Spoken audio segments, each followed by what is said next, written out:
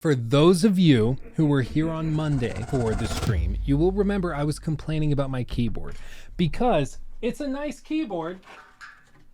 This is a little spoiler. I mean, why is his keyboard on the floor? Why would that be on the floor? Interesting, Luke. I just broke it. No, this comes off. Little spoiler action. It's so dirty. I'm realizing that now. This is disgusting. This is like actually horrifying. So it's a nice keyboard. It's like the Corsair K95 maybe. I don't know. It's a nice keyboard. No major complaints. Like it works. It's a good gaming keyboard. But listen, like you listen to the keys. Ew. Ugh. Ugh. Gross. And it also, when you're playing like first person shooters where you need to like quickly hit control while doing the WASD, if you hit it just the right way, like every 50 times, the control button, the control key will just pop off. It just like pops off. It'll fling back there. I gotta like climb under the lizard's enclosure to get it. It drives me crazy. And it's huge. Like it's got the full numpad. Like it's just big, clunky, and it's functional in certain ways that are useful, like the macro keys. Totally dysfunctional in almost every other possible way, you know, the important ways. Nobody, thank you. 14 months. Thank you for the sub, my friend. That's awesome.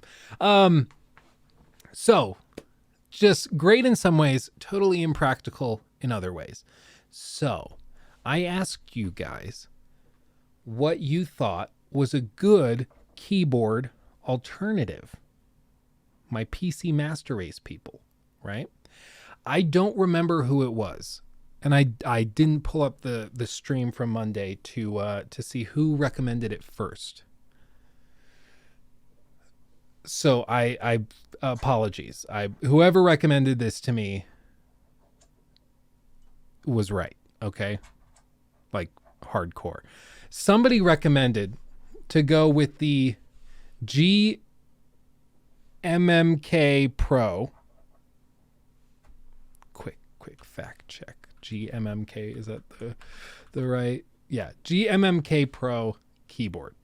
It is like an introductory custom mechanical keyboard that is fully custom. So you basically get the chassis carved out of aluminum. It has a PCB. You get to choose what surface you put on it, aluminum, brass, or polycarbonate, and you select the keys that you want, whether it's clicky or linear or tactile. Then you select which actual keycaps you want to put on it, all of this stuff.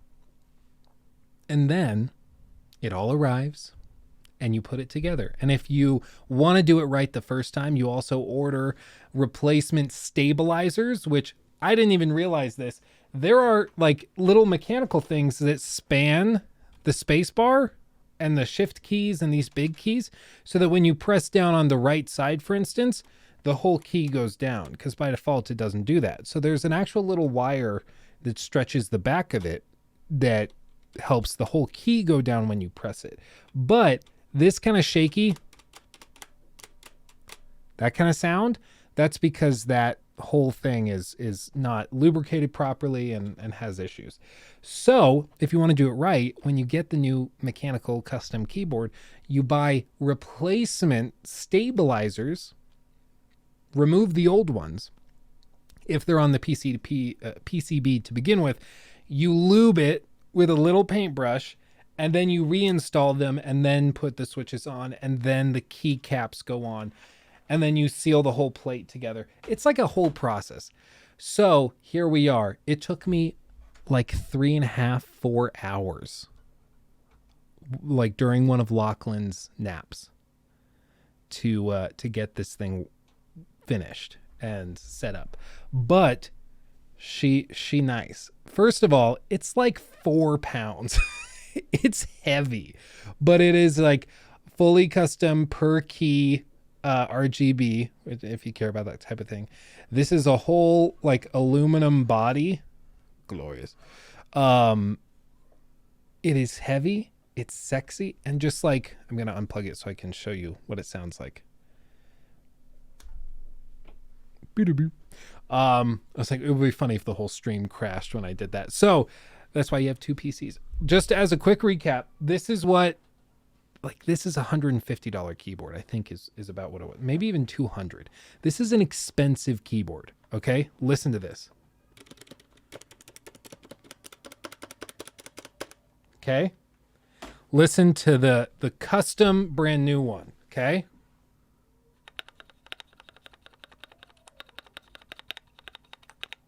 Shift key. Enter. Backspace. Oh yeah. Oh yeah. Doesn't that just make you feel good? Backspace. Ugh. Enter. Just a little.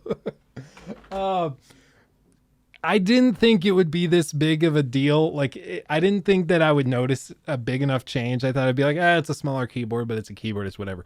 But the switches actually do make a difference. I'm running, they're called like Gatoron Reds, I think is what they're called, and they're linear switches.